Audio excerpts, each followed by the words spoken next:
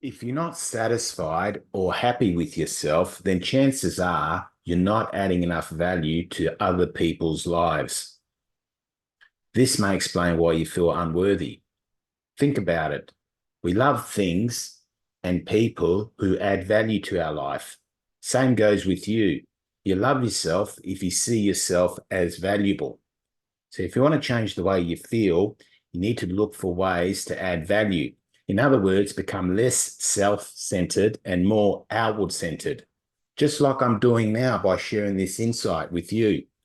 Sure, I could have kept it all to myself, but I think it's more valuable if I share it. Do you agree? Now, the ultimate way to add value is by finding your life purpose, and that's something I specialize in. So if you want help with that, please reach out.